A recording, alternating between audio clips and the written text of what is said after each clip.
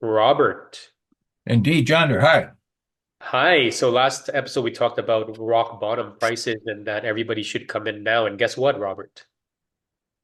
Oh, I don't want to talk about it again. No. No, everybody listened, and the market is on fire, Robert. The market's on fire on this episode of Real Estate Chat with. John Perez. And Robert Eid, we're going to tell you why the real estate market is hot. Now, before we go into, by now, for those of you who have liked and subscribed and have been following Real Estate Chat, you get Robert and I sense of humor, sarcasm, wittiness. Some of you watch the full episode before jumping to conclusion on thumbnails. But whenever we do an intro like this, it's usually what tongue in cheek is the saying, right? Like we take an article, we dissect it, we tell you what it really means. And so when we're saying the market is on fire, some of you are going to be looking at, of course, two real estate brokers will say the market is on fire because they want you to buy houses. And you know who you are because you've commented recently on our threads. So we're going to jump into this article. And then for those of you watching long enough before you jump to conclusions about what we're talking about, this article is a Globe and Mail article. Real estate buyers in Toronto find competition has returned. And so there's mention of some of our peers in the industry, our fellow brokerages, a couple of quotes in mid-February, 40% of homes in the low-rise segment were selling above the asking price. That figure has been climbing from a low of 15 to 20% in the fall. So this is where market is on fire, is sort of read between the lines. But why are these homes selling above asking price? Well, Robert's going to explain this a little bit later on. But the gist of it is typically this is fueled by demand, but obviously a home would sell over asking if what, Robert? It was artificially underlisted, and they were holding offers for a week, and so they let 15 offers pile up. Exactly. So that's obvious, right? So The that's what, strategy. yeah, if you read the article and you listen to how we dissect it, then don't take it at face value. Yes, market's on fire, homes are selling over asking, but the reason why is because they were set low to begin with, and bidding is what's driving these prices over asking, low pricing to begin with, but also demand. And as Robert has shown in the past, we'll link that article in the description so you all can dissect it as well. As Robert showed in the past, like the spring market repeats itself, just like history repeats itself year after year. Robert, do you want to go into your sales chart? Is that what we'll do? And then we'll go into I guess, a bit more narrative about this. Okay. And the reason for looking at this chart, some people say, oh, another bunch of squiggly lines, is for the perspective. This chart shows you that with the big X over on the left-hand side is January and February of this year. And then we characterize it compared to all of the Februaries, all of the Januaries going back to 1996 when we say the market changed. So we've gone from being the 15th best January with a lot of good feeling about it to the 19th best February. And instead of being a January that was 10, 12% below the average for that month, we're now back to 22, 27% off the average, not on the average and over by 20% under the average. Um, Again, where we were, now it was 30%, 40% last year, so it's not as bad as last year. It's much better. So everything is a compared to what? This chart shows us where we are compared to the average of 5 and 10 years. And then we had one on inventory. We had to go back actually to 16 years to find a perspective because the 5 and 10 years actually were booms. And so we may have to find that for more and more years, more and more types of data comparisons because we can't compare normal to a boom. So we're going to have, let's say, 5,250, 5,500 sales for the month of February. And this was done on the 19th of, I'm sorry, on the 13th of 20 days, so most of the way through the month. So it's not going to be deadly accurate, but it's going to be pretty darn close making a projection.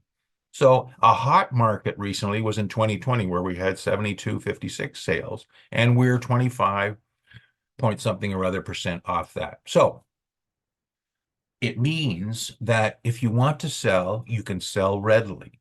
The supply and demand mix is pretty good, that there's a few houses in every neighborhood. And Some of them are leftover from last year still. Some of them have been on the market for 1 day and they would like to get a dream come true price because it's the last time they're ever going to be able to sell it, but nobody got that money since 2022. And then, given that situation, you're going to find two or three people who will come on the market who have been recommended by their realtor to use the list low, sell high strategy, which we refer to quickly. So if you've got something that's worth 1 million, you put it on at 750 and you say no offers for 7 or 9 days, depending on whether it's Tuesday or Friday. And by the time you've gone through that second weekend, man, oh man, there's been a lot of showings. You haven't got any more business cards, and flyers left. You got dirt and grime all over your front hall, and apparently you've got 5 offers waiting to present on the magic time. So of those 5 offers, 2 or 3 of them are going to be pretty darn good. They're going to be over your asking price significantly. They're being very close to the number that you think is just right.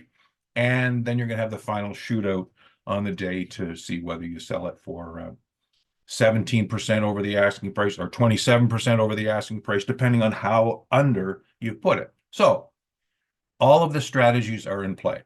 Most of the relators that are in the real estate business still at this time are familiar with that as a standard procedure, listed under.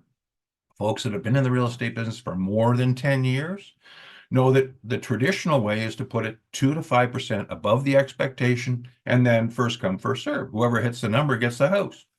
And that's how the whole thing evolved, because if there was more than one buyer on the same first Sunday and they wanted to present competing offers, then they bid it up. And because they wanted that particular house, rather than it being a pretend example of artificial demand by underlisting.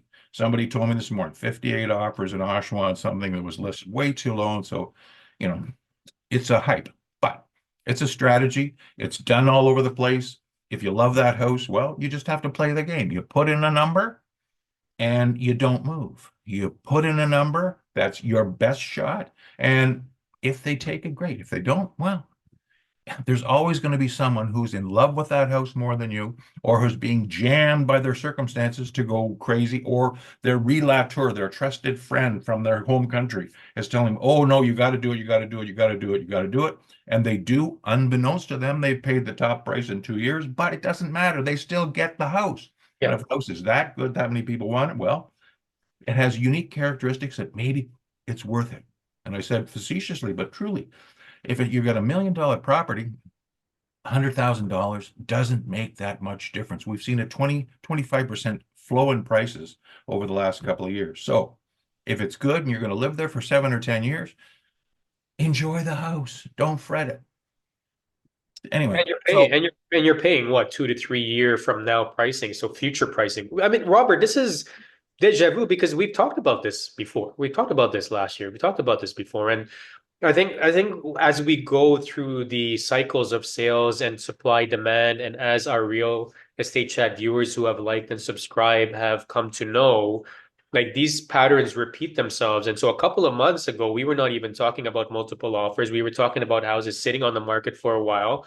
And we kind of suggested to some of our real estate chat viewers who are bargains to be plucked, yes. yeah, go in and now it's a totally different story because now it's, if there's a hot Spring property market again, yeah. spring market. And so it's going to still repeat. So, I mean, for those of you who are sitting on the fence, you're dealing with a completely different situation today than when we were talking about 3, 4, 5, 6 months ago.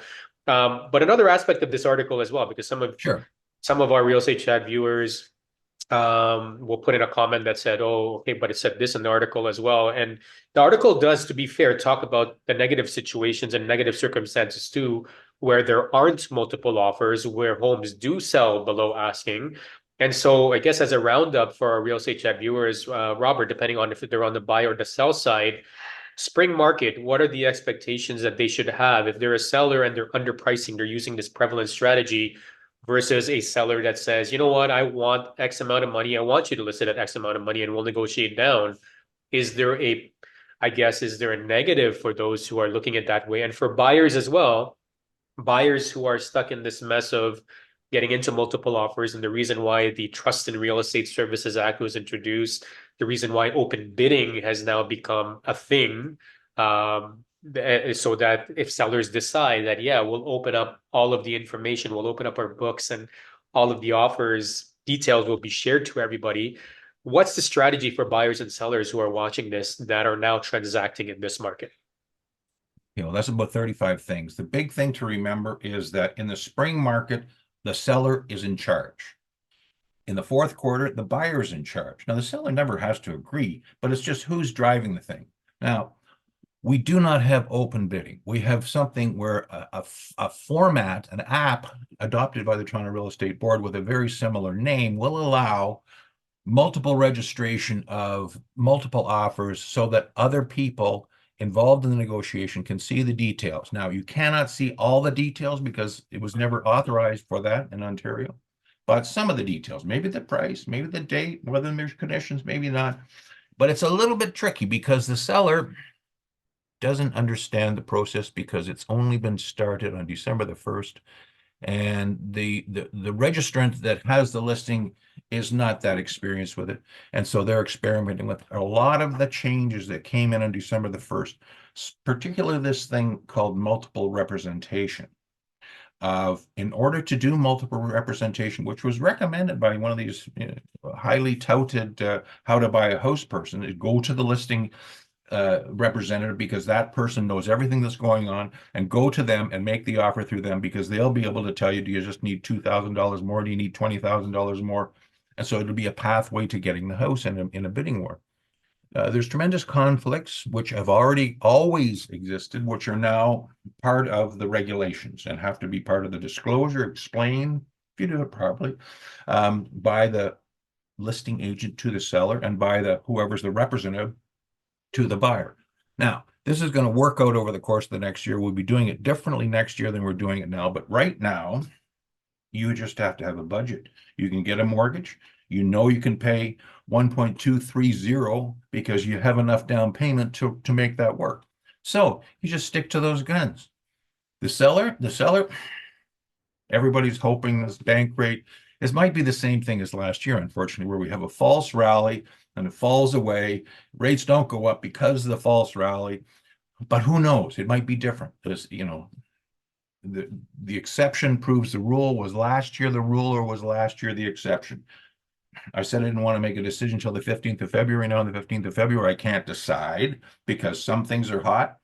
The further away you go from Toronto, the more ridiculous the underpricing is. They're putting them under by 25%, but it's still happening in C15 where they're just underlisting it. I want to sell this today. Okay, fine. Interest rates are not going down no matter what anybody says till the end of June of this year, and they're going to go down a quarter, and then maybe they're going to go down a half from now by the end of the summer, and maybe they're going to go a whole point by the end of the year. They will go down, but in order for them to go down faster than that will mean that there's terrible bad economic news across the whole of the labor, blah, blah, blah, all these things that contribute to the decision that Richard Tiffany Macklem is making publicly at the behest of his governing council that he doesn't even know what to call it, the governing council. Exactly. So, what's the answer to the question? Is be diligent.